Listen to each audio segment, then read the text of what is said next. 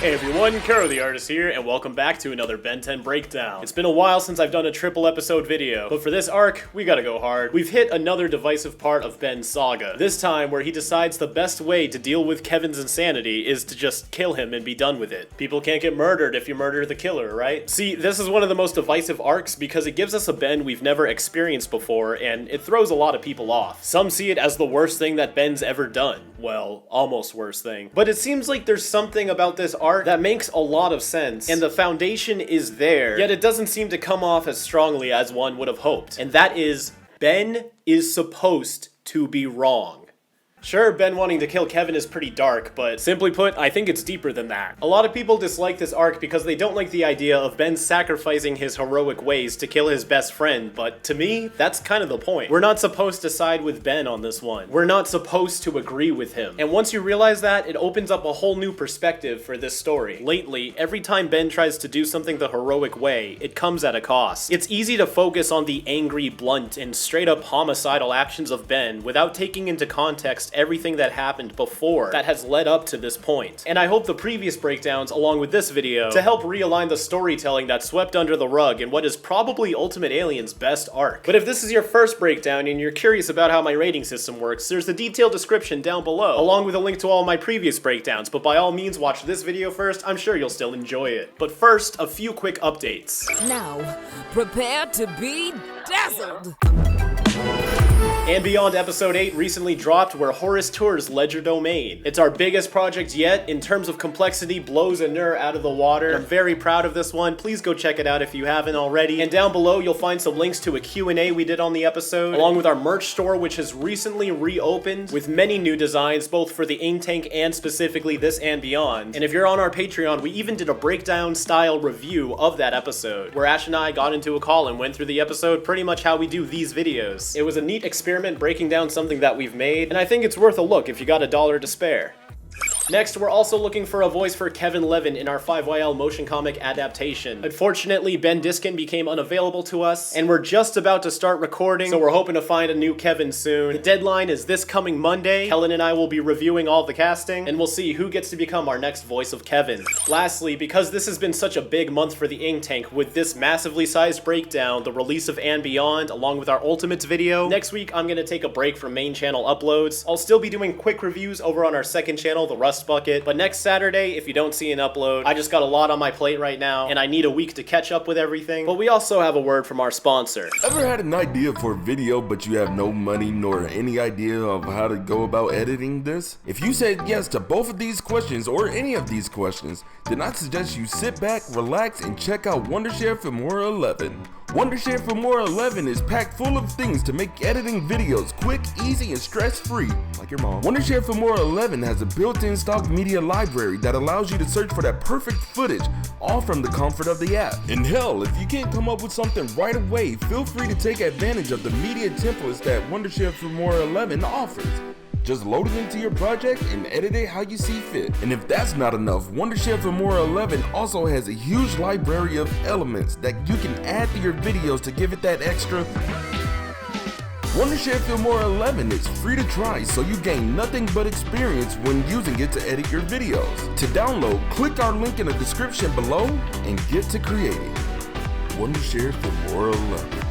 On December 3rd, 2010, we got The Enemy of My Enemy, written by Len Uli. Pa Vredel sets up Arjit to infiltrate the Plumbers Academy so that he can rig the Vredels' test scores so they can graduate and become official plumbers to turn over a new leaf. However, to get that in, Arjit manipulates Ben and Gwen to bring him to the Plumbers Academy, with Kevin hot on his tail.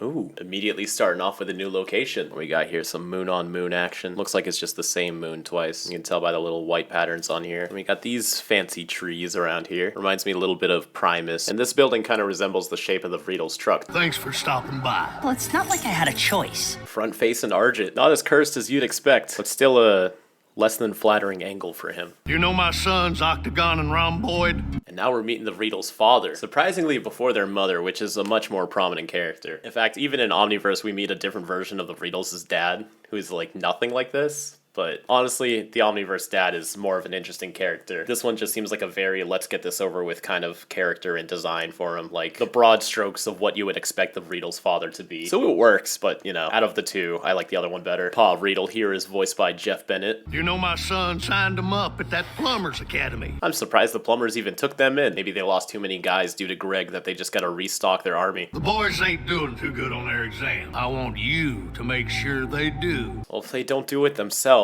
then they're not really improving beyond your standards. Kind of setting them up for failure here, Pa Riedl. They gotta learn this on their own. You want me to be their tutor? I do like how the shadows are animated to Argent though, so that they're always proportionally accurate instead of just being a texture slapped over and blended in. Although the poles right here are vertical while the shadows are horizontal, so guess we can't have everything. I want you to fix their grades so that they pass. You know, Argent's the kind of guy where it doesn't matter why he's in debt to Pa Riedl. It just makes sense. There doesn't need to be an explanation.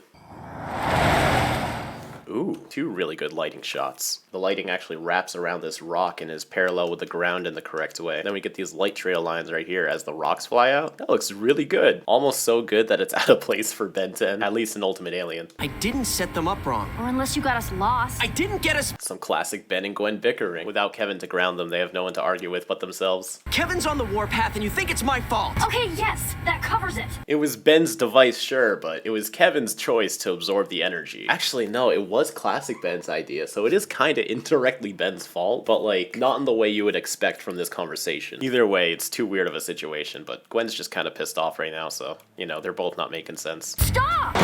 Why'd you jump in the way like that? Kevin's after me. I needed some equipment for a little project I'm doing. Here's that standard transport ship again. Kevin and Ben used one in Don't Fear the Repo to go talk to the Galactic Court, and then the Max Force used one to head to the plumber training area in Above and Beyond. Pretty sure this is what Azimuth uses too in Solitary Alignment. So this is the standard transport vehicle in Ben 10. This ship going by is just a big old white ball now.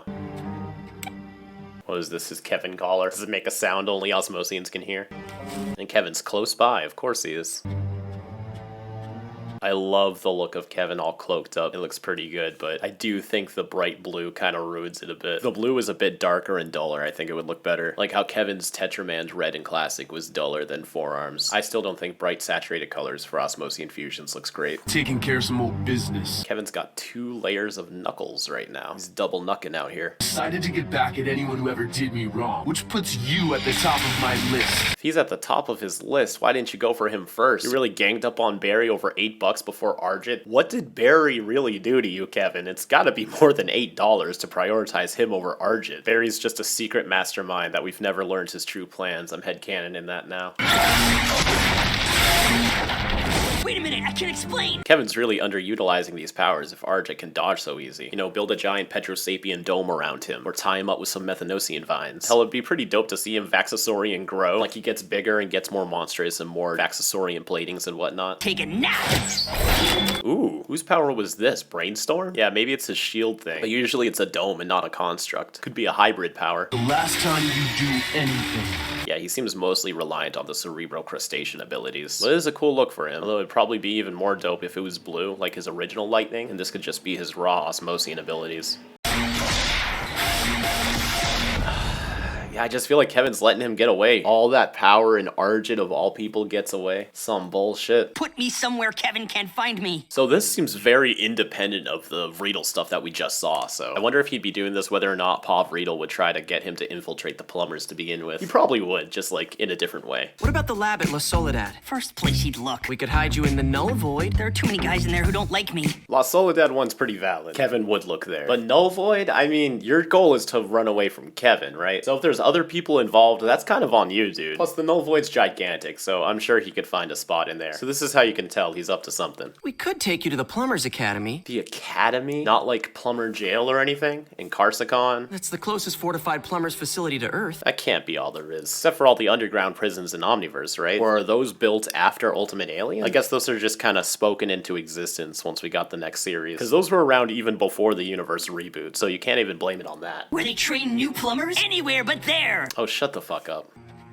So much front-facing Arjit in this episode. It's like his new default pose. It really wouldn't be this weird if we regularly saw him from this angle. Like the human characters we see from like any angle all the time, but Arjit was kind of kept at an exclusive 3/4 angle in most of his shots. And this episode is going against that pretty hard. We'll use Arjit as bait, and we'll have the whole academy there to back us up. Everyone's playing everybody here. I kind of love it. Also see Ben's stripes right here. He's missing them in the next shot. Arjit's pretty big in this episode too. Or maybe not. I feel like I've said this before. Maybe they just shrink him down in Omniverse. He's bugged. Welcome aboard Rust Bucket Spaceways. Ben's so excited he gets to drive finally. Kevin's willingly attacking his ride right now. Never forget. How'd he find us? Wow, that thing is much bigger than it was in the last shot. That's like the size of a quarter. Why doesn't he just phase through the hull? Good point, Ben, but you're one to talk about misusing your powers. Just saying. Doofus, you've got the powers of a ghost. Come in already. UAF Ben saying doofus too. Bringing back a lot of shit here. It used to low-key bother me that he would say ghost powers because technically it's necrophrygian abilities. But I mean, if you're just kind of talking, you don't always have to be scientifically accurate. That's just like, you know, the perfectionist in me. That's just like, well, it's not technically ghost powers. But I mean, it is. Ooh, look at that light effect for transparent Kevin. And this old liquidy transparency behind him. They don't even really do that for Big Chill. This looks better than Big Chill's effect. A friend of mine wouldn't protect Arjit. Unlike you doing it, man, that's how you know he's all fucked up right now, because he literally protects Arjit in every appearance. I guess this means deep down Kevin really doesn't see Arjit as a friend and it really is all business. And with Arjit's reputation, yeah, that makes the most sense, but I don't know, it kind of sucks. I just wish Kevin had more friends. You're making a mistake. Trying to stop me is a mistake. Stealing my car? Big mistake. He still cares about his car. Her shield is strong enough to take the strength of ultimate Kevin. I also don't know how I feel about whenever his wings shape like this. I guess it looks cool, but I don't know, something about it just doesn't do it for me. You can also see Ben start to instinctively reach for the Omnitrix dial once he makes the first impact. So when we get here to the reveal of Jet Ray, it's subtly connected. Ben's going way too easy on him. Hope there wasn't anything important in these. Not his ride! Oh no, and he goes after the car. I know you can't see the car get damaged, but it's pretty obvious that it does, so I'm throwing another one on the counter. Also, this is the first time the car and the ship got damaged in the same episode, right? I really gotta switch this counter to like vehicle repairs and not just car repairs. Eventually. Nah, fuck it, I'll just do it right now. Ba-doop! There we go. Why did you do that? Because he was gonna kill us. Oh, she really didn't want to say that, but she knows it's true. That's right. I just wanted to hear you say it. Oh, and Ben got her to say it too. He's trying to convince her that his way is the right way. Honestly, it's still really hard to side with Ben full throttle on this situation, but I at least feel like the last episode plus what's happening here is doing a good enough job to build up to why Ben wants to kill Kevin, but it's still like not really Ben's way of doing things. But I like that we're exploring different avenues of his personality. Like he's really releasing all his morals right now. Hyperspace. Now, is this the first time we've seen this building? I think so, but there's a lot of buildings that look very similar in the show. Yeah, this is not the training facility from Above and Beyond, which it shouldn't be, but I wouldn't be surprised if they use the same model. What about that intergalactic cafe? Nope, that looks different too, but a similar design with like one column and some things coming off of it. But I'm glad that it does look pretty unique. Oh, a hybrid weather tower. Maybe that's what it's reminding me of. A lot of columns with things in this show. Maybe that's just how you have to build things in space. I like this shot right here. I am getting sick of like the standard blue backgrounds for UAF though. Like everything is blue. No matter where they are or what they're doing, the background is usually fucking blue. Look at all these plumbers though. Most of them have helmets. Look at you two, all grown up. And another character that they just so happen to know. Who is this? Magister Coronach? They'll probably say it in a second, but anyway, he's voiced by John DiMaggio. Big surprise. Nice to see you, Magister Coronach. Coronach. I wasn't even close. I like that they still maintain that only Magisters have the double stripe on their shoulders. You can see that all the others don't. Ben's using him as bait. Well, you decided to turn my academy into a war zone without asking me? Yes, because Ben's starting to go off the rails right now. Anything for a Tennyson, right? Man, Ben's trying to be slick as fuck in this episode. Arjit, you're going into a cell. You two, in my office. Good. I'm glad that he's not cool with it immediately. Because he shouldn't be, you know? Imagine being in class or something, and two people roll up like, we got a homicidal supervillain following us, so be ready. Oh, I gotta use your facilities. There should be facilities in his cell. Your lavatory? Okay, I know I keep saying this, but goddamn, like, why is Arjit so massive in this episode? He couldn't always be this big, right? It's like the whole episode. This is nuts. I feel like I've said this before, though. Maybe I'm just so surprised. Like, am I going crazy? Alright, first appearance, he is kind of short. Not too many shots with him standing up next to another character. Let's skip ahead a little bit. Connor Rath, yeah, about the same size. Andreas Fault, still pretty short. Yeah, so this episode, he's like a whole foot taller than he should be. And hurry! And he's front-facing a lot, too. Like, Arjun is just very different in this episode. Only subtly, though. Oh! You know, you'd think this would be signifying different bathrooms, but they're all on the same door. Probably to tell you, like, they got services for all these different kind of species. Wonder what the hell their toilet looks like. His needles got him right through the armor. Some protection this is. This is supposed to help them survive in space? This is not a prison, it's a place of learning. It's not a prison. Why do they have holding cells? A mind to lock you up, too. What do you say about that? What's with that pause? Ben 10's got a lot of out-of-place pauses throughout the whole show. Classic, UAF, Omniverse. It really feels like they just lay out the lines on the track and never adjust them from the first position. Arjun falls back pretty weirdly here. Looks like they just drew this frame and then shrunk it down and faded it. Maybe they sped it up a bit, it wouldn't look as weird. Go to class? That's a little better. Arjit! Oh yeah, he's here for them. Look at the Fritos with the buzz cuts though. Honestly, it kind of works for them. Well, Boyd more than Octagon, at least in this shot. The Plumbers Academy strikes one as a somewhat improbable place to find an intergalactic reprobate such as yourself. Who ordered another bowl of word salad? And yeah, he does look a little better in this shot. We're attempting to what you might call improve ourselves. You know, I'm not against this. Charmcaster, I feel like, is a villain that should have been reformed. Michael's someone who I feel like shouldn't be. Friedels, I kind of don't care. They can go either way. In fact, I think it would be most interesting, since they're clones, if these clones ended up staying good, but Mauve Riedel is upset with their new leaf, so she makes her own batch of clones. And then there's evil Riedels and good Riedels. And then maybe there can be an episode of like a mom versus dad situation where the dad wants the good Riedels and the mom wants the bad Riedels, and there's a family war. I don't know, that'd be interesting. Because, you know, with the fact that they're clones, they never really play with that concept. It's kind of just an excuse for them to keep coming back no matter how many times they die. But I think you can get a handful of fun adventures with some good Riedels too. But they also work very well as villains. And they have the opportunity to have the best of both worlds. At least we get a little taste of them doing something new in this episode. We're flunking out. Here to fix your test scores. What do you think this is? Some type of meat or a type of plant? Kind of looks like dirt in a way. Like this is dirt and these are like rocks from the dirt. Wrong. These doors are just opening up by themselves. That's convenient. Is this where they keep the cadets' test scores? Yes, it is. Oh, good. Another tubular room. This kind of looks like the place where Kyber steals that information in Omniverse. Oh wow, it really looks just like that place. I mean, they're both plumber facilities, so it makes sense. I'm just admiring the consistency. This place looks kind of neat. Kind of looks like that info hub from Greg's ship. Holy shit, it is just slightly edited. I can't believe I got that one. Although there shouldn't be any correlation between Greg's ship and the Plumber Academy. But we'll let it slide. I doubt anyone would notice if you weren't breaking it down frame by frame like I do. Unknown spacecraft, please identify. Ooh, Rob Paulson. Oh yeah, he's one of the Riedels. Of course he'd be in this episode. What kind of ship is that? Kevin flew all the way here? The Tennysons had to use hyperspace to get here. Probably had to use his aerophibian DNA since Jet Ray does go to hyperspace later on. This is your mess, Tennyson. Yeah. Oh, yep, they do keep that warped blend in between Kevin's intangibility. Now that Ben taught him how to phase, this is his new primary use. You fucked up, Ben.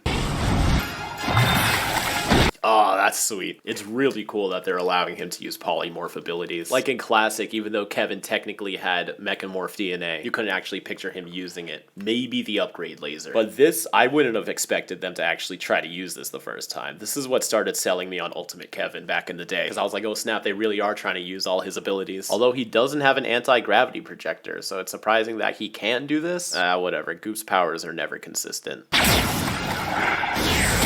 Water hazard too. I thought your cadets would soften up Kevin for me, but this is my fight. Oh, that's kind of fucked up if you think about it though. Ben manipulated the plumbers into putting a bunch of rookies on the line and it didn't even work out. Ben's really being strategically ruthless right now. Just using these rookies as soldiers without warning or consent. Which is kind of screwed up. But also, if you think about it this way, maybe to him, this saves him the trouble of having to fight Kevin himself. So from his perspective, this is him still trying to do things different than straight up murdering him. It's equally as wrong. Maybe even worse, because he's getting getting others involved. But it feels like Ben's trying to avoid just straight up murdering Kevin in any way he could think of. It's just all of his ideas are also morally corrupt. So all that talk about being a hero from the past however many seasons, losing Kevin is also taking his morals with him.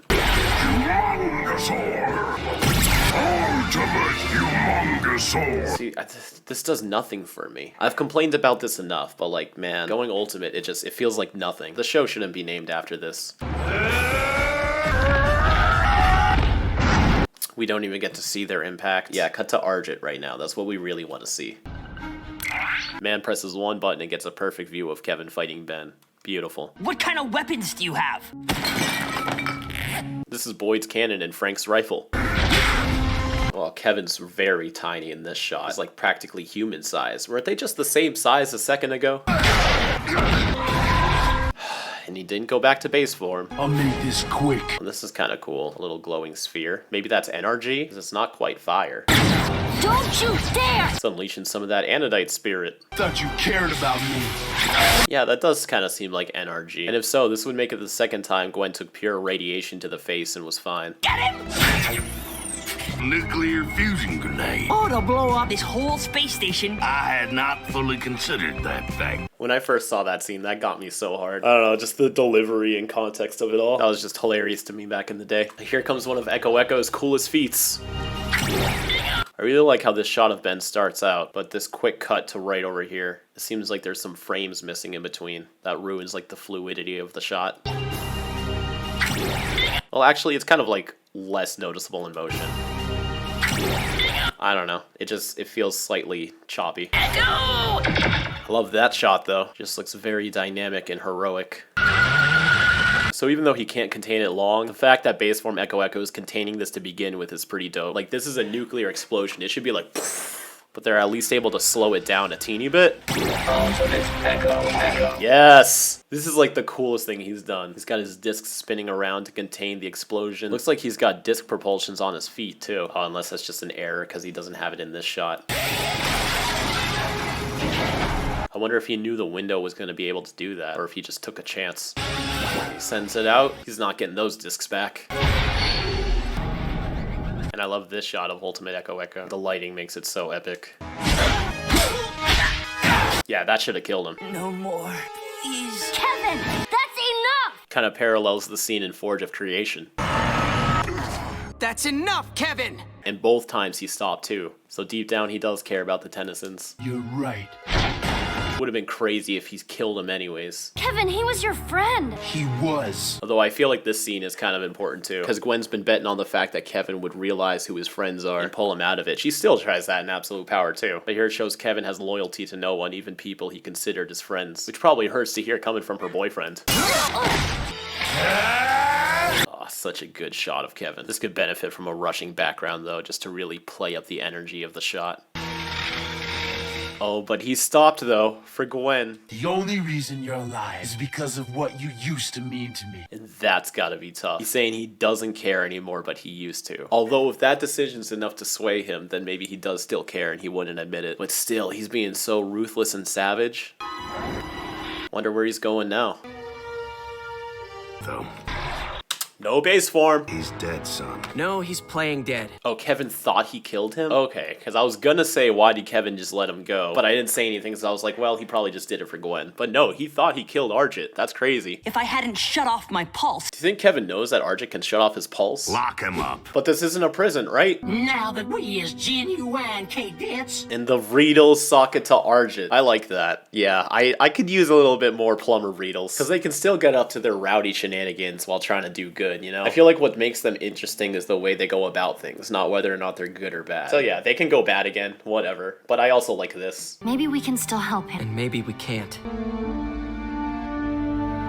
So I recall this episode being the weakest out of the Ultimate Kevin arc, and I still think that, but I did enjoy this a lot more this time around. I'm still just gonna give the plot a 3 though. It was great to add on to the Ultimate Kevin arc, but as a Ben 10 episode, it's kind of average. Like the previous one, it's just more justification for how the characters all feel about the situation. Showing a little bit more about how Kevin's starting to really cross over to the dark side. He tried to murder Argit and thought he succeeded, showing how Ben is pushing away his morals more and more. First he wants Kevin to pay for what he's done. Then he's thinking about maybe putting him down permanently. Then he manipulates the Plumber Academy into fighting his war. Like, it's fast, but it's still an elaborative growth of Ben sacrificing piece after piece of his morality. And if you really read into these episodes, you can see it. They just don't focus on it too much, which is a bit unfortunate. But because of that fact, it makes it hard to relate to Ben. You know, this episode does have that whole Riedel side plot, which was nice, but it still just kind of felt like more things to happen in this episode. Like the last episode with Quarrel, the B plot complemented the A plot very well, but here it just felt like two different things happening. The Riedels just so happen to be here, and they don't have anything to do with the Kevin thing that's going on. It's just something a little extra to add on to the plot while we're visiting the Plumber Academy. And you know, it does the job. It was pretty enjoyable, but overall, just an average episode. Characterization, I'm gonna give it a 4, just because the things that make this episode strong aren't touched on as much as they should to support the finale, which is coming up next. Even though the groundwork is there to the audience, a lot of people still have a hard time accepting the fact that Kevin has turned evil and Ben wants to murder him. And if the episodes don't do a good job at convincing you these situations, then of course it's gonna fall apart. Like, it's not up to the viewer to have to pick apart every piece in order for a plot to make sense. You should just get that from watching the episode. Maybe they were just afraid to push it that hard, you know, in fear of making the episode too dramatic or depressing. And Ben struggling to try to stop him and realizing the only effective way is to compromise his morals and start twisting people around in his method of doing things. And you see Gwen struggle to hold on to those morals, because if Ben's not trying to be a hero, she has to work extra hard, because now she's seeing the good side all on her own. The trio is practically disbanded, and she's the linchpin and still trying to do the right thing. And it kind of worked. Kevin let her live. Would Kevin have actually killed her? I don't know, but she got him to stop attacking her and to just cool off for a second and fly away. The new Magister, I already forgot his name. He did his job, but he's just another talking piece. And the Riedels, you know, they're fun. Visuals, I'm just gonna give it a 2. That ultimate Echo scene goes pretty hard. That's pretty much the highlight and most memorable part of this episode. You know, Arjit, as I've been saying, looks pretty wonky throughout this episode. And while it's cool to see the Plumber Academy, it really doesn't look any different from all the other stuff you see in Ben 10, at least in UAF. Although seeing Kevin use more of his abilities was pretty cool, but the visuals were pretty weak in this episode, both concept-wise and animation-wise. Importance is where it struggles a bit, but I'm gonna give it a 3. Like I said, it builds on the character's perspective of this situation. I think thematically, it does work weaving together enemy of my enemy into absolute power, and it does add a fair amount to the plot if you watch it. But as for the actual plot of this episode and the repercussions of things going forward, it doesn't have a lot to offer, and you could get away with missing out on it if you really wanted to. And entertaining,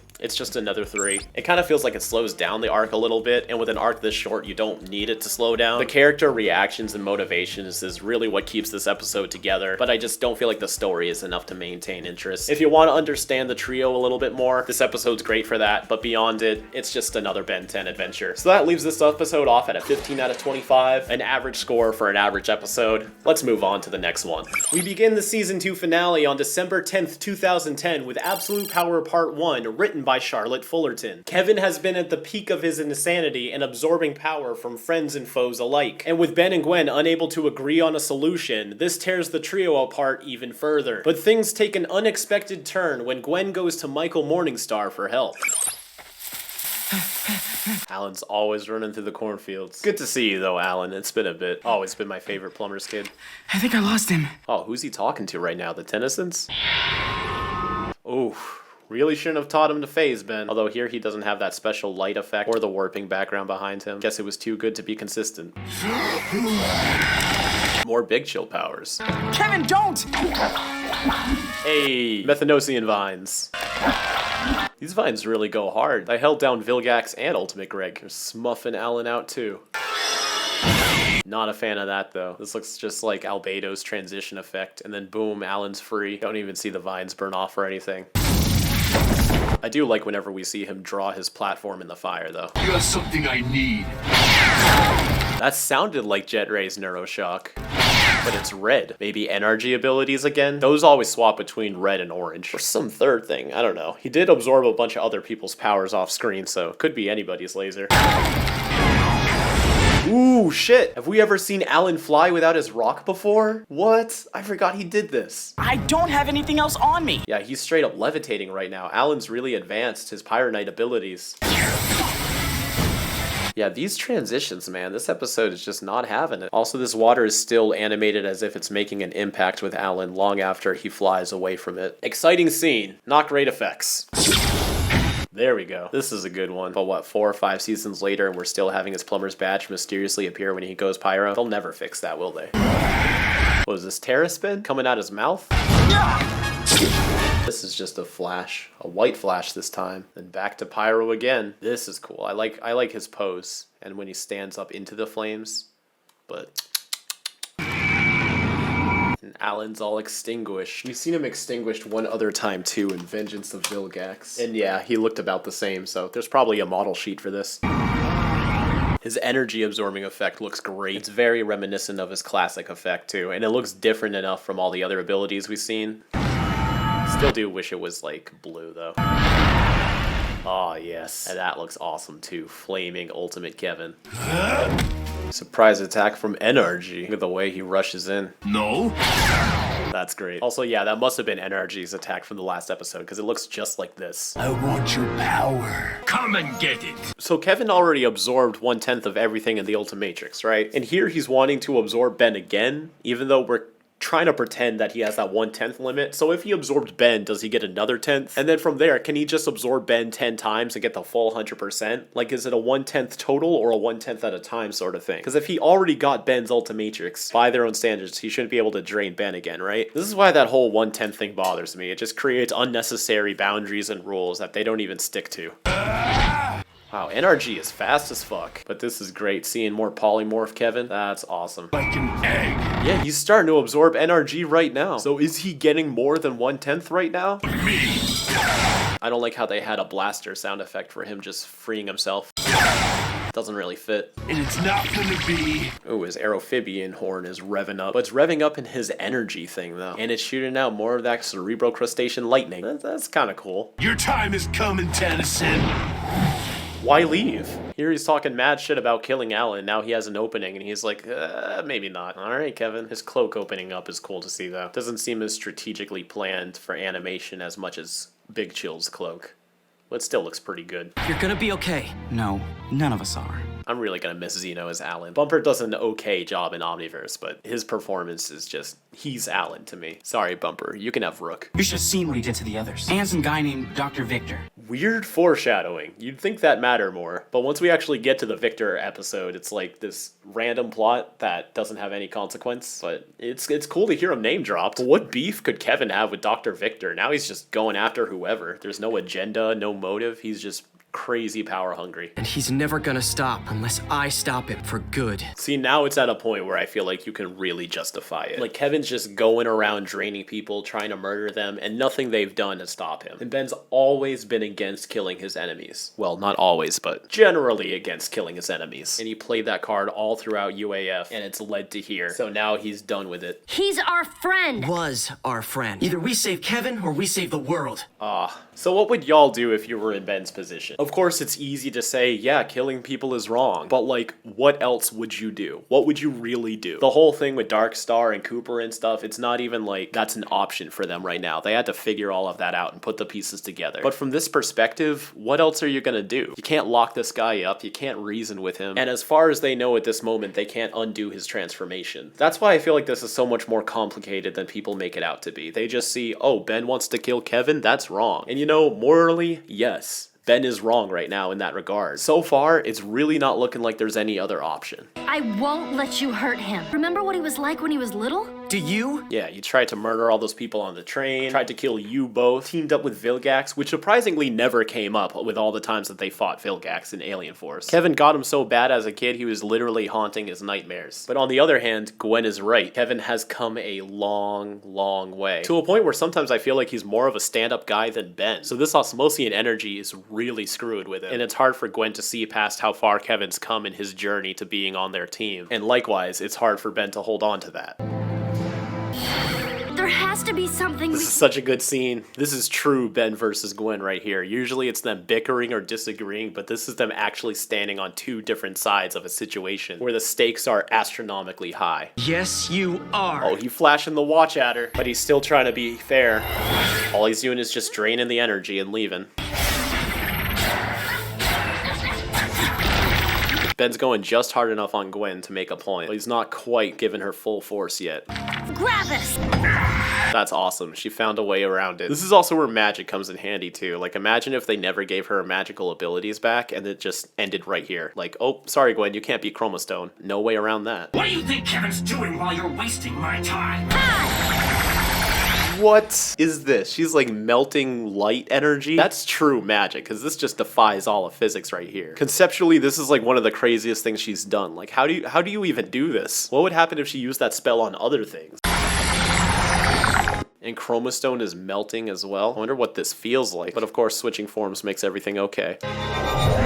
And I wonder if Ben chose Terra Spin because he's immune to mana, or at least he's supposed to be. But once Terra Spin starts spinning, the back of his shell turns green. That could just be a green tint because the spinning fans are in front of it, but almost looks too green for it to be not an error, if that makes sense. Some friend you are. You won't even try to help him. He did, sorta. Maybe not as much as he should have, no. Absolutely not. But again, it's like I keep saying, it's not like he immediately jumped to killing Kevin. He just kind of was done with all of his morals at this point. After sparing Vilgax, sparing Greg, trying and failing to use Alien X, watching him nearly murder Argit, it's all piling up. Tardis modus. Where's your mana immunity there? Maybe it's just immune to like mana attacks, just like the raw essence of mana and not magical spells. Because I feel like being immune to mana and immune to magic could be two different things. Spins are still transparent even when he's slowing down. 2 in 1 episode. Crazy how he's not mistransforming at all right now. That's instant. That's pretty hard. Now Ben's letting loose. I'm sure he trusts that Gwen can save herself from this. I mean, she's literally taken 2 NRG-specific attacks straight to the face and been fine. But still, this is going pretty hard. Ben's got a lot of faith in Gwen just to do this openly to her. Especially like right on her front lawn. Parents are gonna be pissed. And yeah, of course she's fine. The lava is animated very nicely too. Ben? You know something? So right here he says, Between the lava droplets. so he turned into nanomech and then swam between all the lava, only to come up to her and shout. So that means he waited to shout his name until he was in range for her to hear. Cloudodoris.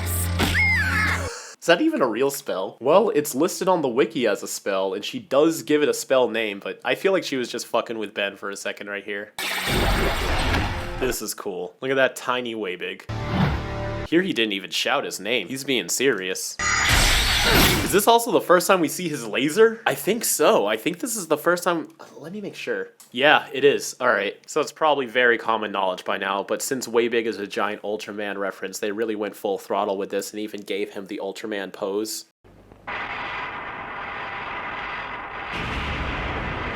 In Omniverse, they switch it to a cross arm to make it more original. But yeah, growing up, I didn't know about Ultraman that much, so I didn't realize this was a reference to it, and I would just be like, huh, that's a very interesting pose to shoot a laser. But boom, shooting the Toku Star laser right at her. He did try going easy on her, but every alien, he went harder and harder on her. And this is what finally took her down. You can still see the NRG lava too. I like that consistency. Oh, and yep, he shrinks back down. But no more lava. I spoke too soon. This line always went so hard. You know why you lost? Because you care about not hurting me. And that's exactly why you can't do what it takes to deal with Kevin. Ben's on his villain saga. Well, not villain, but he's so far gone. I really like seeing this side of Ben, though. I'm just gonna keep reiterating it. I don't agree with it, no. But it's cool to see, you know? It's different. We're getting a different story with Ben. That interests me. I'm enjoying seeing something new. But holy shit, man. You're going off the walls right now. Oh, man. Ben! And then this shit, too. Okay, Lodestar can fly. I was debating that back in Season 1, but yeah, he's flying right here. He's just going on a rampage right now. Where do I find him? I think why I like this Ben so much is we see him not holding back. Like, he's truly unleashing the powers of his abilities. And it's a mastery, too. Like, he's still precise with his aliens and attacks. He's not just being bloodlusted. But this side of Ben offers us his true strength. I think I went more into detail about that in my Perplexohedron breakdown. So check that out if you haven't seen it already. I said, where is he? And he's got no plan right now. He's just going around fucking random people up. He's basically doing what Kevin is doing right now. This situation is turning him into exactly like Kevin.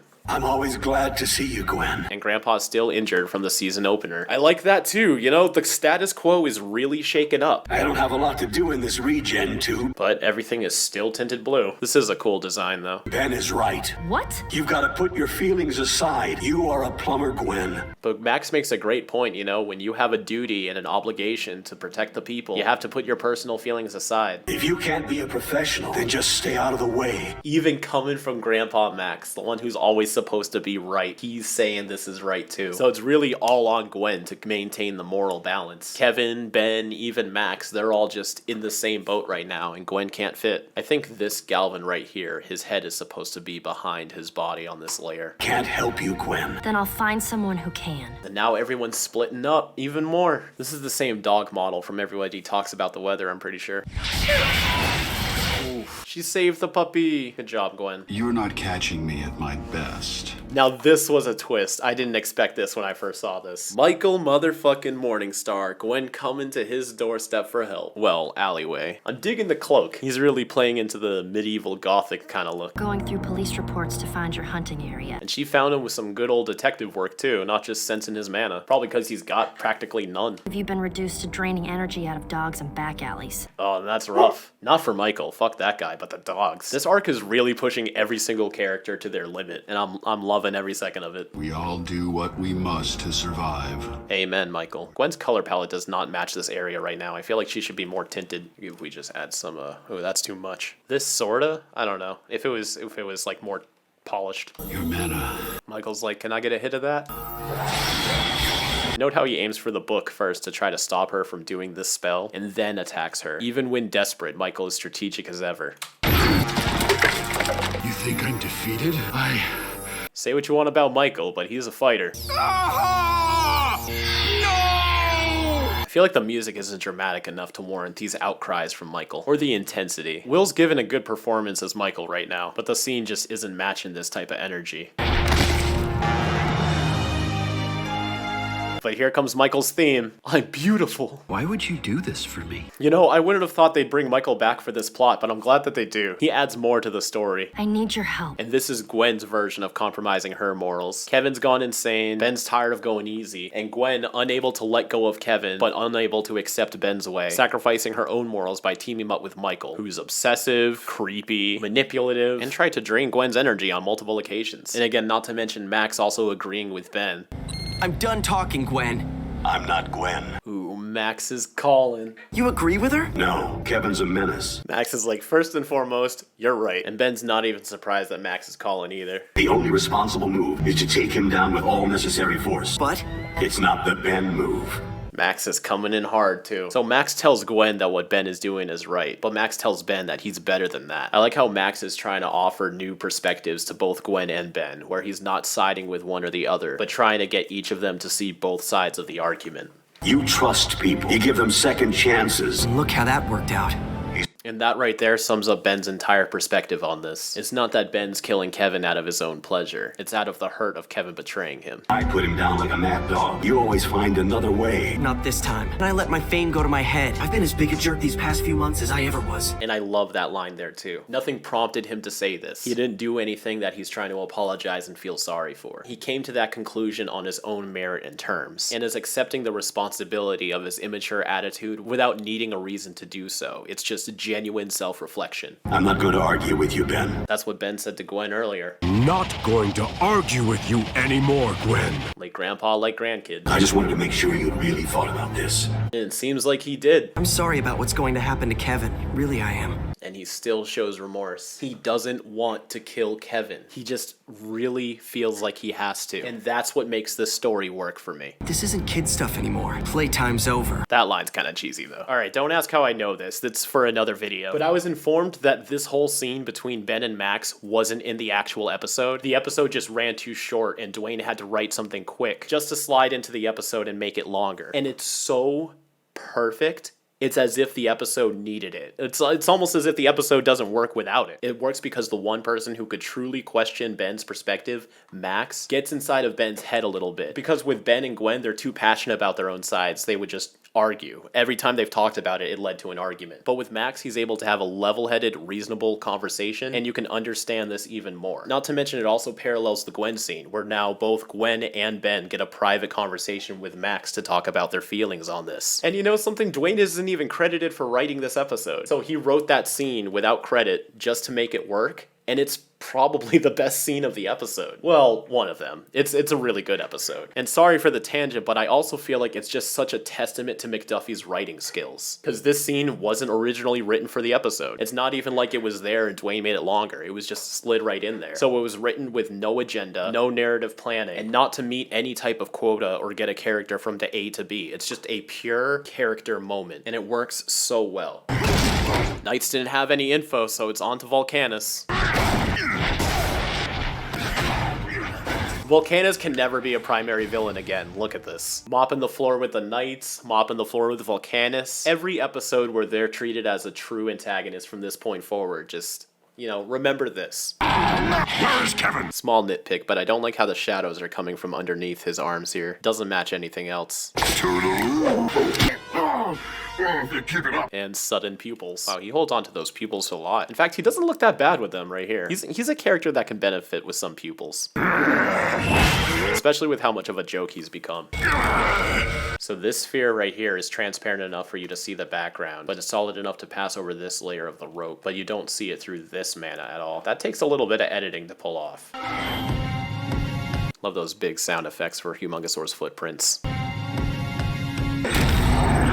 This is cool and all, but I don't know why she didn't just make a bubble. Maybe this is somehow stronger. Like this is a type of spell. Smart thinking. And he's got pupils again. I think this is like a storyboard artist just giving him pupils and the animators submitted to it. You'll never find him, but I can. Isn't that right, lovely Gwen? He's got to start being creepy again. Jeez, Michael. You can't dial that back just for this. Because you don't understand, Kevin, and I do. That's not even manipulation. He's kind of like right about that with their mutual lust for energy. I can predict Kevin's next move. He's not your friend anymore. He just looks like him. Michael always talks like he's given a performance or something, even in casual conversations. I'm Michael, and I always have to talk like this. For you see, lovely Gwen, the reason I need 6 belt buckles is because I can't keep it in my pants.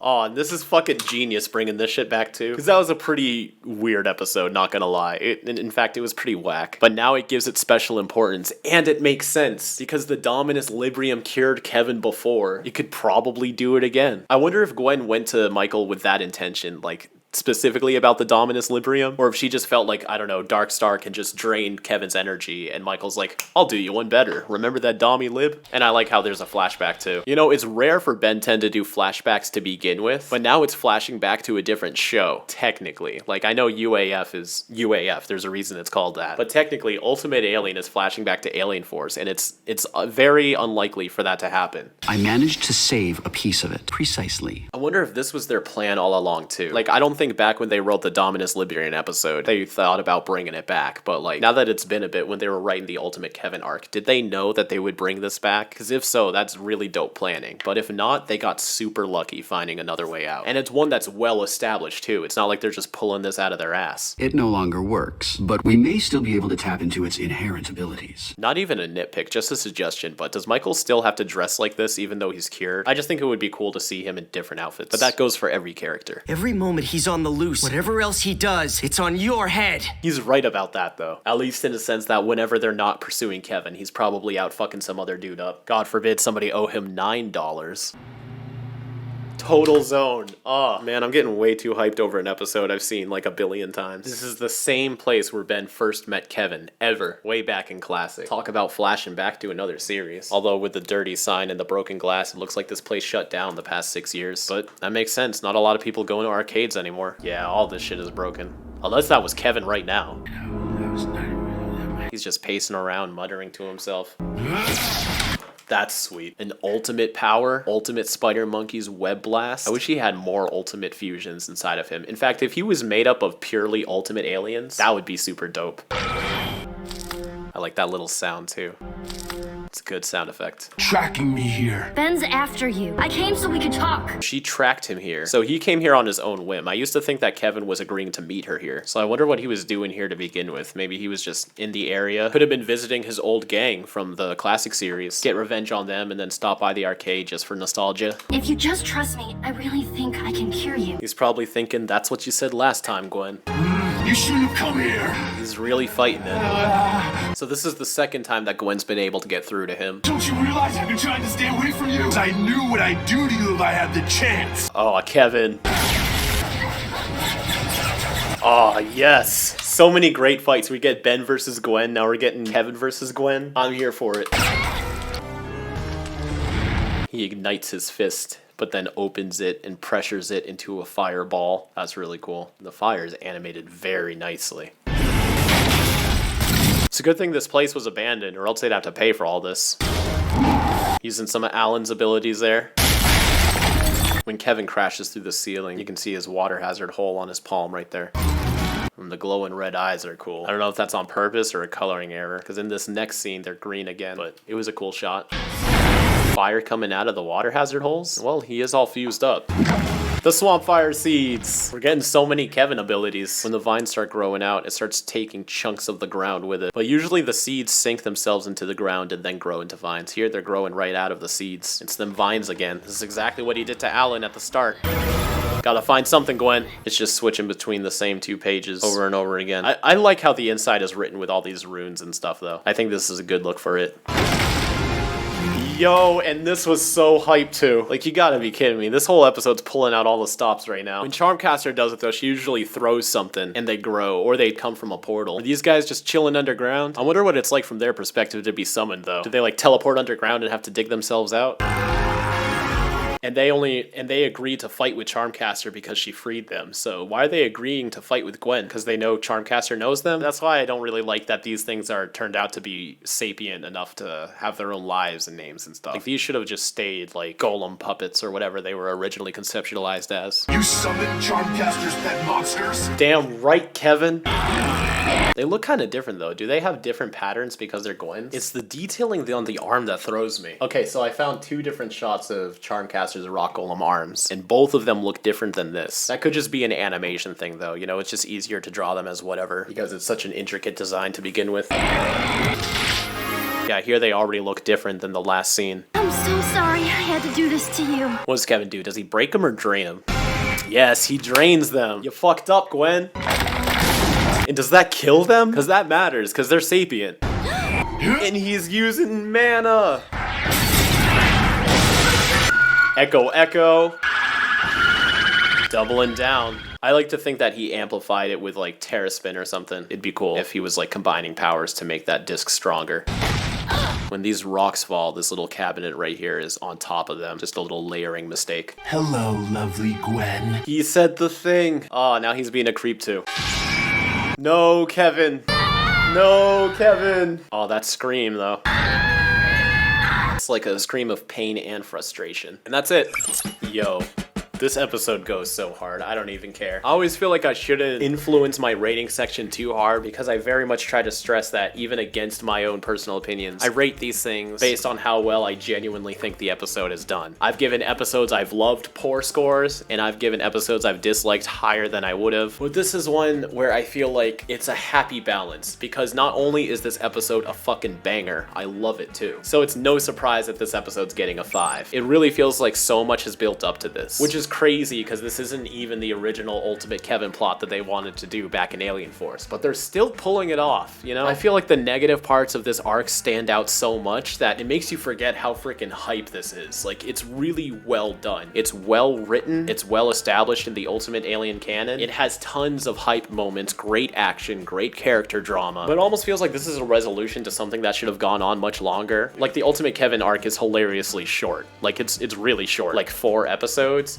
5 if you want to count Forge of Creation, but like barely. But you can't really fault the episode itself for that. You know, this is the episode ratings, not the season ratings. But this episode, it really does everything it can with its premise, and then some. We get to see Total Zone again, we get to check in on Max, Ben versus Gwen, Kevin versus Gwen, Darkstar joins the team, Ben's roughing up his own villains. Like, what more could you want? What more can I say? Characterization gets a 5 too. Ben is at his lowest moral point right now. He's given up everything he stands for because losing his best friend, someone he's worked so hard to bring to the other side, over something so quick has just pushed him over the edge. Being a hero isn't enough anymore. Now it's time to play dirty. And you know what? Even Grandpa Max says it's right. It just sucks to see Ben like this. It really does. It makes for a very interesting and engaging plot. This is the version of Ben when the hero we all know and love can't get the job done anymore. And now he's become something darker. And Gwen is struggling to hold on to that moral balance. And while she's more or less always in the right, she's still stooped low enough to get Darkstar's help. But it turns out they really need him because Darkstar and his Dominus Librium is the key to curing Kevin. The only way to defeat him is if Ben stops holding back and truly goes after Kevin, and for Gwen to accept working with someone who time and time again has just been twisted and evil. Not to mention Kevin is going insane. Like these are the darkest versions of these characters so far. And it works so well too because it's just for this arc. Like if this is who they were all the time, it wouldn't work. But it works so well because it's such a strong contrast to what we're used to, and there's well enough of a narrative and tonal build to this. If only the Ultimate Greg arc was this well done. Like I would say just get the whole Ultimate Greg shit done in season 1 and give us this for season 2. Let me see Kevin going door to door. Let me see a more elaborate descent into madness. Let me see Ben truly struggle with being moral. Let me see his breaking point. I'm still giving this a 5 because you don't need any of that in order to feel engaged and accepting of this episode, but it just makes you want it. I guess it's just because we've been flipping between a strong, morally sound, humble hero Ben and an egotistical goofball. And this is like a third option, an alternative to both of those, when Ben loses his morals and his goofiness. Visuals, solid 5. Great animation, great fights. This is already a long video, so just my thoughts are in the breakdown. It's 5 for visuals. Let's just skip through this. Importance, easy 5. Entertaining, easy 5. Episode,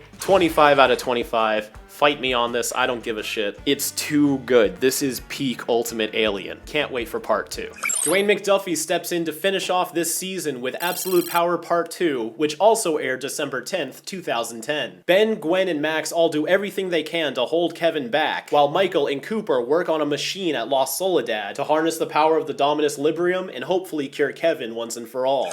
You're hurting me! I love the flickering of the energy. This is your fault. You could have helped me with your magic. That's like Alien Force Season 3 Kevin speaking. If you like me so much, how come you haven't bothered to find a way to change me back? But he should know better. You know, Gwen's tried. Last time he got screwed up. Saying that this is Gwen's fault is too far, but you know, he's off the rails right now. So I shouldn't expect him to make sense, but still, dick move, Kevin.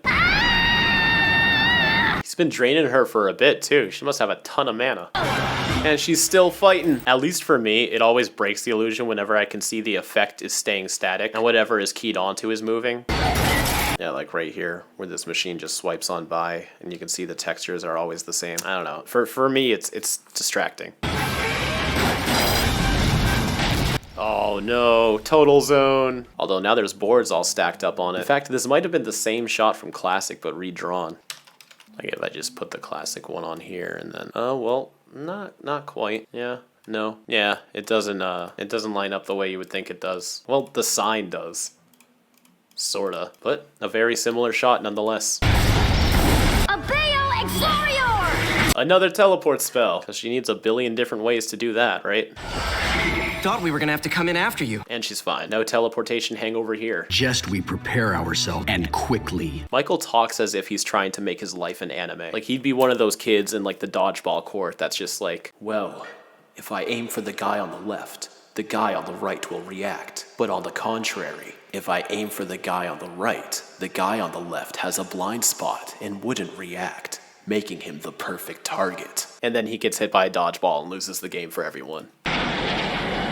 I'm just ragging on Michael though. You know, I feel like if he didn't talk like that, it wouldn't feel like Michael. Huh, thought for sure you'd be able to just talk him out of his mindless revenge spree. Ben's not about that. I know you're in there bullshit. Levin has had a taste of your power. There aren't any bars on the windows here. That's why it looks so empty right now. That or controls. This is a very... It's a pretty pathetic shot for the interior of the RB3. Okay, she's the bait. What's the hook? And Ben doesn't even care. He's all about killing Kevin now. That's the only thing on his mind. Use Gwen as bait? Sure, fuck it. Whatever gets me that kill shot. And they end up back at La Soledad anyway. Every time they're here, you know shit's gonna get serious. What's supposed to happen when Kevin gets here? I think that's where I come in. Cooper! Hell yeah. And he's a fucking G now. Voiced by Chris Pratt, who you might know as Doug in Movie 43, Grayson in Strangers with Candy, Kyle Masterson in Take Me Home Tonight. Oh yeah, and that friggin' space movie and something about a dinosaur. I had a growth spurt. Yes, you did. So this is crazy divisive with the fandom, because this is quite the leap for Cooper, because it's been like reasonably less than a year since the last time we saw him, going from how he used to look to this. He's gotta have like genetically modified himself, right? Like he would have had to hit puberty and start pumping iron at just the right time to get like this. And I'm not bothered by it. I'm not saying that's okay. I'm not even gonna defend if this is okay or not. There's plenty of reasons why this isn't. You know, it's just very random, and it kind of butchers the way a lot of people see and love this character.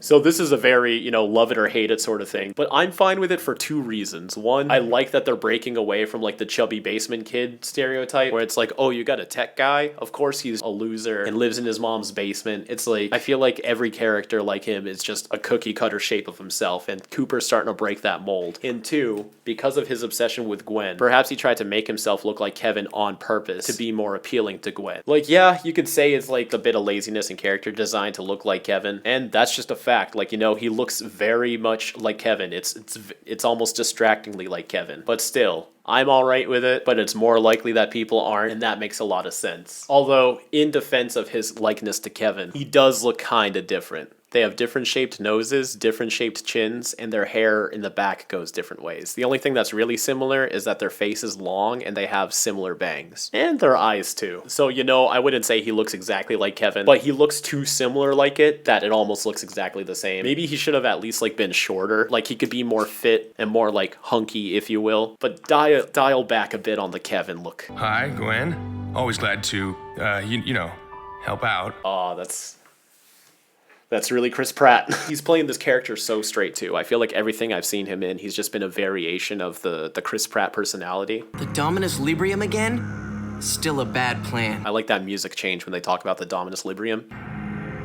The Dominus Librium again? You can kind of hear like some throat singing in there. There is but one way to deal with a mad dog. That's what Max called him. Now he's a monster. True, and I'd put him down like a mad dog. But it's not going to come to that. I'll do everything I can. Ooh, those are reused frames from Alien Force. At least I'm pretty sure. No, I guess I'm wrong. Well, it's nice to know that they always draw his pupils the exact same way. Like line for line, this is the tech pattern in Cooper's eyes. I do wish he kept the freckles though. I liked the freckles on Cooper. Power. I promised him mana. I'll give him enough to keep him at full strength for a year.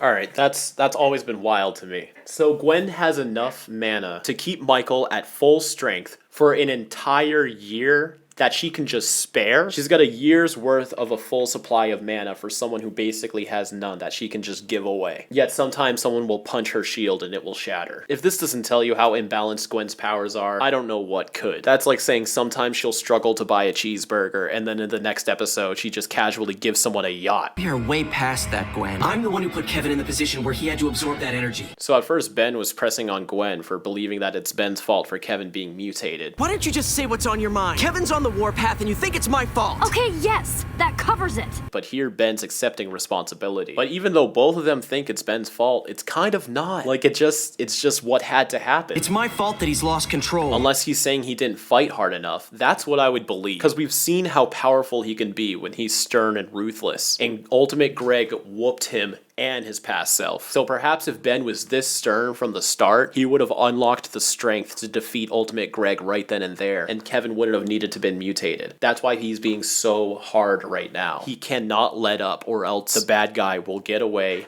yet again. I can't help but feel the events of the Ultimate Greg and Map of Infinity arc unlocked something in Ben. And everything he's done since. It's cool to see all these pieces of tech casually flying by during this scene, just so you know, Cooper's still here working in the background. All those people he's going to hurt, that's my fault too. Gotta let me try. But only because I know you're going to fail. This is Paradox's name tag. You'd think it'd have his name on it? Like, this should give away his name right now. Even if they're not gonna put a name there so that you don't confirm anything for the audience, at least in universe, Ben should be able to read Paradox's name off of this, or else why would Paradox have a name tag after he became Paradox? It's as good a place as any to end this. Ooh, a bit of Sasuke coming out of Yuri's voice right now. In 1 hour, you get 1 shot. Was he enhancing his flight with Heat Blast? Gwen! She can't come out right now. Max! He's back! He's healthy! Our savior is here. Can I help you? What a great way to reveal that Max is okay. Unless you want another trip to the hospital, old man. Oh, jeez. How many times do we have to teach you this lesson, old man? Move or die. Your call. Max doesn't flinch. Max is the ballsiest person in this whole show. He's willing to die right here. It's Frank's rifle! And of course, yeah, it's probably not the exact rifle. It's just the same kind. But still, the fact he's using this and not that typical square rifle we usually see, it makes me feel like it's more of a decision for Max to be carrying this. I'll accept it as a coincidence, but it's still dope to see Max using this rifle. Chroma Stone! Kevin's got so many powers, I forgot what's available to him. And I like that it shoots out of his Chroma Stone crystal, too. We've seen this before, from Moldy Warp and the Knights. I like that he's using his Arachnochimp arm to wipe his mouth. It seems like he never uses his lower arms despite having them, so at least we get this little instance. I'm just getting started. No, not the Rust Bucket too! Fire! That's gotta be a voice command thing, right? Because nobody's in there. He's not talking to anybody. Can Chroma Stone not absorb that? Well, he did get electrocuted in Fame, so yeah, I guess when you're off guard, you can't absorb things. Armadillo! It would have been neat to see the Armadillo bolt pop out of his elbow before he did this. Put him down, Kevin. Oh, yes. Oh, man, this part... Let's just get through it. Are you listening to me, son? You're not my real father. Yeah, without that new nervous system, this might have fucked Max up again. You were 4 years old when I married your mother, and I raised you like my own. Yeah, when I first watched this, that felt way too exposition heavy of a line. They're like, shit, we gotta make this moment matter and build everything up to it in like 2 seconds. Harvey is...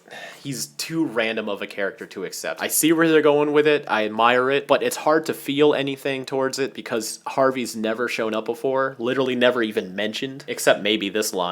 My father, my real father was nothing, never mind. And in the middle of this episode, it just feels so random. Ever since the first couple of seconds of Absolute Power Part 1, everything is just clicking together in this beautiful harmony of storytelling and action. And then this.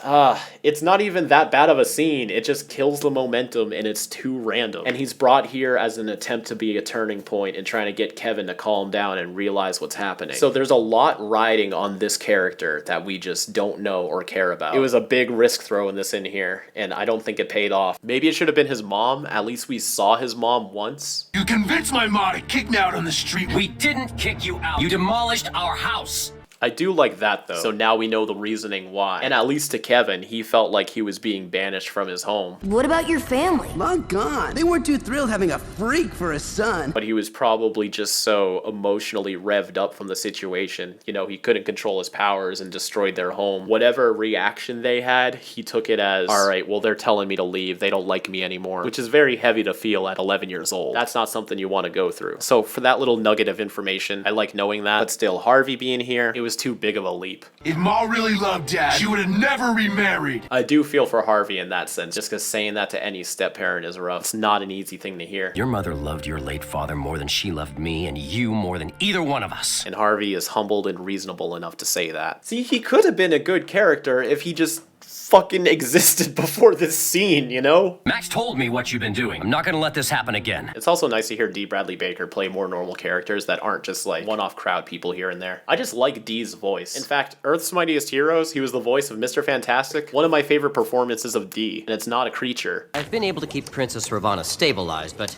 I can think of 14 different ways to seal you in that armor forever. They formed a daisy chain to amplify the explosion. My calculations are correct. The blast radius will encompass help us the Baxter building. Dee's got a great voice. I like hearing him as a creature. I like hearing him as a person. God bless you, D. Bradley Baker. You hiding my mom? No! I'd never let her see you this way. Okay, that's why she's not here. I won't let you break her heart again. Oh, alright, I'm into it now. Because we have had some moments of Kevin talking about his mom and having pride in being a hero. But on top of all of this, again, it's just the Osmosian insanity. It's not like Kevin wanted to be like this. So he's having everything he built upon himself ripped away from him from his own instability, and he can barely do anything about it. I'm not afraid of you anymore, Kevin. Can't phase Max, can't phase Harvey. These old men don't budge. I'll take it from here, Mr. Hackett. You and I know better. We both know there's only one thing you understand. That's so raw. Big Chill's hands are ginormous in this shot, though. Don't change back. Rule number 1 of any animated thing ever on the entire existence of the planet. If you freeze someone in ice, there's a 99% chance they're just gonna break out in a couple of seconds. Doesn't matter how, they just will. It's very rare that a character freezes a character and they don't just break it out. If anything, it's good to hold someone in place for a couple of seconds as like a temporary setback to do what you gotta do. Maybe run away or complete your task. But here Ben's walking up to him as if the battle is over. Like this is it, this is all he had to do. Dumb move, Ben. I had to do this to you, Kevin. Spider monkey. There was a lot wrong with that scene. Not even activating the dial, no hologram, and he's in a different position. That was just a whole lot of no. Kevin burns away the web with a green power. Probably a neuroshock blast that he's holding back with the hand on his face. And Spider Monkey smacks Ultimate Kevin, sends him flying. Another big what the fuck moment. This whole, ever since Harvey showed up, this episode has taken a totally different turn. That's Tennyson's 250th home run this season. I feel like this is them trying to squeeze in a bit of levity, just out of the pure obligation to keep Ben lighthearted, but it doesn't fit here. Aw, Gwen's house, not again. They don't have Verdona here to fix it. No, Ben. That was on purpose. That was avoidable. This was a choice. Ben. He had to have known this wouldn't work, yet he tried it anyways. Although I do like the animation of him smashing through the rust bucket. They really went through the process of drawing everything and how it would bend and contort around Kevin's body. Ben! Sorry, Grandpa. No, that was not an accident, Ben. You chose to do that. You're supposed to be hiding. Since I already beat him, we don't need the plan. Ben, you didn't beat him. You gotta stop calling it when it's too early. You're in my way, Tennyson! Alright, it's cool to see him doing this, but I wish his chest opened up. Like, if his body suddenly morphed to complement these powers, I'd like that a little bit more. Kind of like how he shapeshifts with goop, or he can open and close his wings as Big Chill. You wouldn't even have to design something new. You could just draw him with the holes in there. The armadillo piston popping out, yeah, you might need to model something for that. But this, I feel like you could get away with just boarding him with holes splitting open on his chest and they'd be able to do it. Terraspin's never done that before. Create a tornado that can sustain itself without him and even travels and moves. That's a new power. You can see Spider Monkey whipping around. Ooh, that was more than a shield. That was a whole block. She's upping her defense against Kevin. Run away. Yeah, that's crazy. I like that he's still up on the pole when he changes back. How's the plan working? Ultimatrix is drawn pretty thin though. This was probably supposed to be green at least. Her platform running looks a little odd. At least they managed to find a way to create a loop. And I like that there's cars on the road too. You know, people live in Bellwood. I ditched him for a minute. How the fuck did he get there? Gwen! Yay, she saved the truck guy. Run. I feel like they could have added in a scream for him running off. Oh man, look at that. The book kind of swirls around. That could just be the way it's animated to make it look more interesting. But it'd be pretty sweet if the book can shapeshift like that. Because it does change sizes. Like sometimes it's as small as like a pocketbook and sometimes it's a full-on book. Wind. Surprised she didn't say turbo. That's awesome. That must have been fast because the bolt of lightning is pretty quick. Like literally one flash and it's already this length. And she caught him off guard too, so he absorbed that instantly. Great reaction time, Kevin. Because as we've seen, Chromastone's absorbing isn't automatic. He has to intentionally do it. Shot those out of his eyes though and not his crystals. I still believe in you, Kevin. And she's damaged the exact way she's always damaged. They just have this one model sheet for damaged Gwen. And only her too. You never really see Ben battle damaged. Kevin, I think twice, but from what I can recall, both times look different. Actually, did they? I'm just gonna make sure right now. Here was Kevin's big score, and then trade off. Oh, wow, you know what? They're different in what shirts get ripped. Big score had his overshirt, and trade off had his undershirt, but they're ripped the exact same way. Go figure. Ben ran all the way here. Good thing he caught up. This is the second time this arc we get a shot like this. But here it looks cooler. I like how he falls back a little bit and then runs. Although if you look, as he's dividing, the ground is still going, but all the echoes are frozen in place until they're all here. Echo! Get him! Wall of sound! This is more like the echo chamber, not wall of sound. Echo chamber!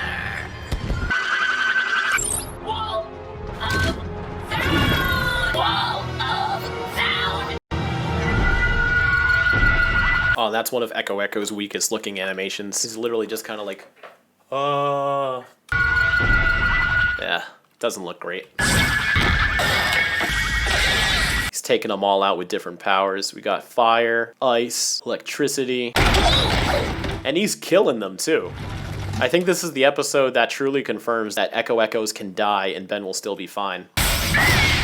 Like that one did not survive. You literally see him blow to pieces. He is gone. Oh no, you wouldn't! He would.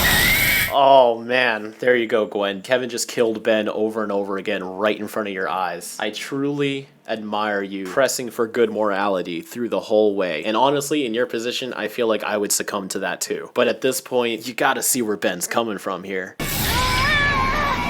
He's doing it at a distance? Ship! Everybody's here! I fucking forgot about this.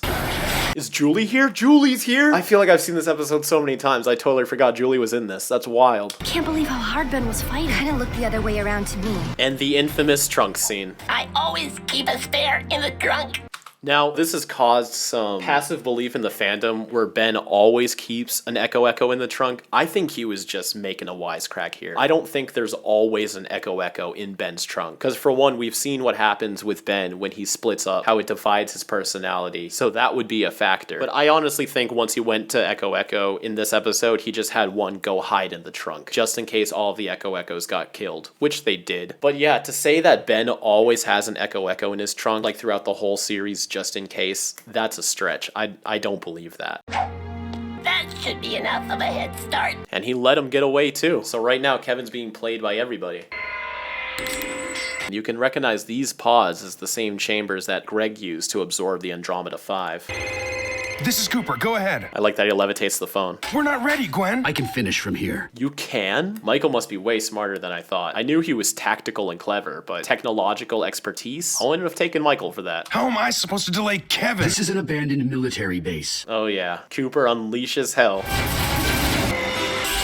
Cooper. These missiles are all animated very nicely too. There's even a subtle bend in them for their perspective and the way they're following Kevin all around like this. This all looks very good. And he got him. Nice shot. He caught a missile. It reminds me of Robo Recall if y'all have ever played that. That's it, I'm out. Man, after over 50 years of not restocking this base, they finally used all the weapons here. Go! Okay, that's probably why I don't remember Julie as much. She's barely in this episode. But enough for Vivian to get some voice lines though. That's dope. You stay away from her! Nope. Ultimate Echo.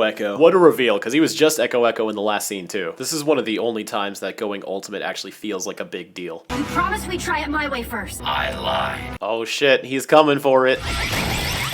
Look how powerful Ultimate Echo is. Not just blasting Kevin through these buildings, but shattering them too. Straight up disintegrating. But the Petrosapien crystals always look weak in UAF, because they barely ever morph the hands in order to accommodate that power. Here they're literally just appearing out of nothing. We got a sonic shield though. It's cool to see the debris fly everywhere. We get this one that lands right here in the foreground. Yeah, see, this doesn't look that great. You become a world famous superhero! Oh yeah, he's famous now. That hasn't been relevant like all season, so kind of forgot about it. Aside from Reflected Glory, but you know, fuck that episode. I don't even like being famous. Yeah, you do. Maybe not right now. Maybe you're realizing all the negativities in it, but generally, yes, you do, Ben. And it's kind of smart to use that too, since Ultimate Echo Echo is also metal. You know what I like is that these two shots are actually different and aren't just the same shot but flip. Like, look at this cloud right here. It's the same cloud, but from this perspective, they squish it and move it forward a little bit to kind of make it really seem like the camera is turning to film both of these. And these rings are shaded differently. This is one of those times where they easily could have gotten away with just flipping the shot, but they didn't, and I really admire that. But I've got all your powers. Plus my own. I'm Kevin, was 38? And now we're seeing his discs multiply. That's really cool. And the infamous hype attack, here we go. Sonic Doom! His big finisher. Love how there's like almost lightning crackling within it too. Just sound waves bouncing around each other endlessly. And I love how it's the ear one too. That's really cool. See him pop that one out. One more should do it. Protect the innocent. That's Kevin, too. You better be right. But in the end, when it all comes down to it, Ben chooses the heroic morality. Although, thanks to Gwen, if Gwen didn't interfere, he really would have done it. And who knows what kind of path that would send Ben down. So without everybody supporting each other, this is the mess they find themselves in. But when everybody loves and supports each other no matter what, they're stronger than any of their flaws. Now that's the true power of the trio. This is a pretty cool looking device. These controls look really cool. Goes doot, doot, doot, and then starts, oh, then triangle. Oh, it's all swirling. Good stuff. Good stuff. And we get kind of an unmorph for him. You know, you do see some things shrink inside of him. Not quite the demorph I would have liked, but it's something. I just love me a good morph animation, so I would have wanted more than just this. And what sucks is, like, the episode's all downhill from here. Well, except for this scene. This is kind of funny. Oh, that's so unnecessary. Did you have to? Did you really have to do that, Michael? This was my plan from the beginning. Like everybody didn't see that coming. I didn't, but that's just because the episode's almost over, and I didn't think they'd try to squeeze something like this in. If this episode was like a 3-parter, I'd probably be like, well, maybe Michael's not trustworthy. But yeah, this is kind of just out of nowhere. I didn't see this coming. No! All the power you stole, it just went back to where it belongs. How? With a big red mysterious button? Explain that, please. You had this whole explanation for the Dominus Librium for curing Kevin, but here you're just gonna be like, raging energy vampire? There's a button for that.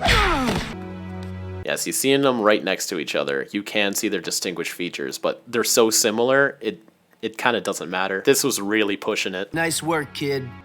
Hey, since you're kissing people... He says that so demandingly. Now that's what I call a happy ending. Man, every time they kiss, Ben has to say something almost immediately. Except this isn't even a diss. This is just, I don't know. Why does Ben always have to talk when they kiss? Now that's what I call a happy ending. And he's not even smiling when he says that. That just seems weird. We expected Heat Blast and the others to get their powers back. Oh, and I don't like that Max calls him Heat Blast. Maybe it's to show that Alan has officially taken up the mantle as Heat Blast. I don't know, because like, I've been down this tangent before, but they've just never really addressed that in the show. So if Alan really was going to take up the mantle as calling his hero name Heat Blast, they should have at least said it somewhere, at least once, so that this isn't so random. The energy aggregore still went back where it belongs. And the Andromeda 5 are resurrected. And of course they're just fucking fine. Like, that is quite the Ex Machina machine you got there, Cooper. I kind of don't like that they came back to life, though. It feels like there was no consequences for anything that happened. I don't wish them death, but like, if they're gonna get killed off, they should at least commit to it. Like, they faked us out with Andreas twice. Listen, no need to apologize. We're both kind of jerks. See, now it's like Gwen was telling Ben this whole time that it was just the energy, not Kevin. And now that it's kind of being proven, like now that Kevin's cured and Kevin's fine, Ben is just like, oh yeah, I know, we're cool, dude. That's wrapping up way too fast. I feel like there should be some residual tension there. Even if Ben doesn't give Kevin shit for this, just being all smiley like, yeah, no, it's cool. That is quite the flip. If I were you, I wouldn't have been such a wuss. If you ever lost it like I did, I would have taken you down right away. Damn. Now Kevin's giving Ben shit for not killing him? Oh, I have so many feelings about that. I don't even know how to put that into words. Mr. Smoothie? You buying? He better be buying. Oh, I don't know about this. So, that ending. I don't know how else to say it. It's too much of like a fairy tale ending. Like, they're just wrapping everything up just for the sake of it, and here I am complimenting the show about long-lasting consequences, and then something that should have had the biggest consequence just gets tossed aside, and the Andromedas are resurrected just fucking because, I don't know. So here's what I'm gonna do. I'm gonna give this episode the plot of a 4, because aside from that and like the Harvey shit, which is like it was solid. It was so good. They gave us so much and it was amazing. And then they're just like, well, none of it mattered. You know, next episode, status quo is returned. I can't help but feel like they were forced to just wrap things up like that, or at least just because of the sake that that's how television works. They can make a whole arc out of trying to get the trio back together. Like maybe after Kevin comes back, he feels so guilty about what he's done. He needs to go take some time for himself. Maybe go to all those people he hurt and make amends with them, or even go on some other journey of self-reflection. I don't know. And then Gwen, because Ben and Gwen couldn't get along, it makes both of them reflect on how well they really work together as a team. So maybe the trio splits up for a few episodes. Give me a Ben-centered episode, a Kevin-centered episode, and a Gwen-centered episode. Then have an episode that brings them all together. I don't know. I'm just brainstorming right here. I really don't have enough of an idea to back that up, but it just feels like there's no consequences now. Like none of this mattered. We had 2 seasons building up to this moment, and then once it's solved, it's like all buddy-buddy. I don't know about that. But other than that, everything was awesome. Ben versus Kevin, iconic. Probably the best part of Ultimate Alien. We got to see so many uses for Kevin's powers. It was insane. Julie showed up, which was pretty interesting. Max has been repaired. Cooper's here. They really dropped the ball in like the last minute or so of this episode. And yeah, like I said, the Harvey stuff was a little weird. I could deal with it, but it